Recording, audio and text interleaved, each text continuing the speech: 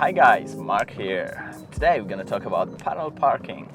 Possibly the most difficult maneuver out there, but at the same time, probably one of the most useful ones, especially if you live on a busy street like I do.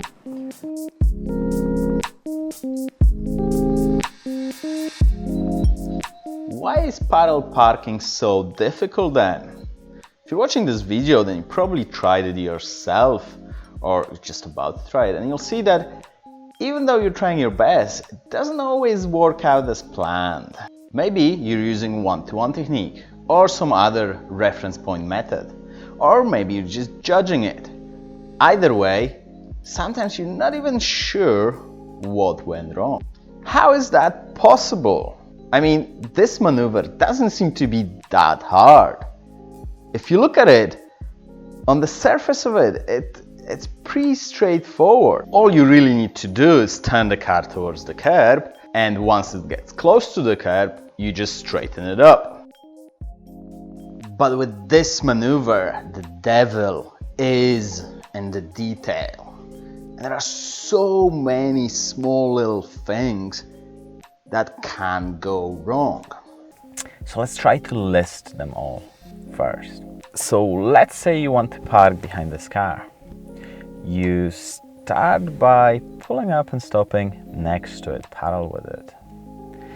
And here's where the first detail shows up. How far away from the car you want to stop. What is more important, how far away from the curb you'll be once you stop there. Then you go into reverse, you start to reverse, and at some point you start to turn. And there are three very important details here. When do you start to turn? Which way do you turn? And how much do you turn? And then you wait for the car to turn into a desired angle. What angle? So once you've done that, once the angle is chosen, you straighten up. Also, another detail is how to know whether the wheels are straight. Then you reverse until the rear of the car is relatively close to the curb. Again, how to tell if the rear is close to the curb or not. And then you start to turn away from the curb. Again, which way? How much? When the car is parallel, it's another question. How to know when the car is parallel? You straighten up the wheels. Again, which way? And how to tell if the wheels are straight. That's a lot of things that could go wrong. But fear not, we'll try to crack them all. Some of those things are constant. That means they never change. What I mean by that is, for example, when you start the maneuver, you're parallel to the car behind you which we want to park, you always start by turning left. And that never changes. Just as well, because you turn left to straighten up, you turn right. And then once you're close to the curb, you always turn right, turn away from the curb to straighten up the car. And then you turn left to straighten up the wheels. Some bits, however, are variable.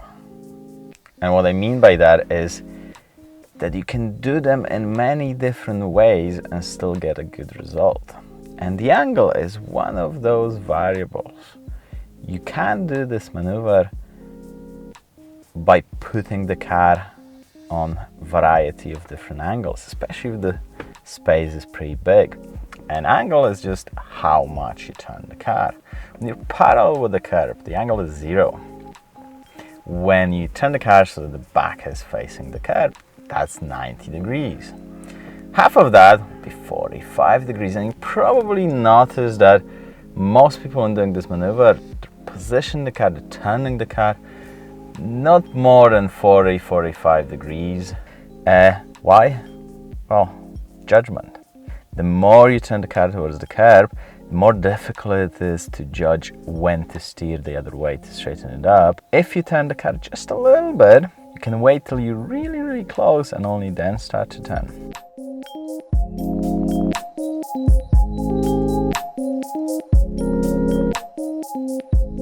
Hopefully by now, you start to appreciate why this maneuver is so difficult. It only takes one mistake and any of those final little details to derail the whole thing. That's why it's important to know and understand how they affect the maneuver. Because especially with variables, you can do this maneuver in many different ways as long as you know how those variables affect what you need to do next. So in the next episode, I'll try to cover all those details in depth and try to explain how they affect the maneuver and what you need to watch out for. To make sure you won't miss that, hit the subscribe button. If you like the video, leave a comment or hit the like button. You know how it works. And as always, thanks for watching. Drive safe.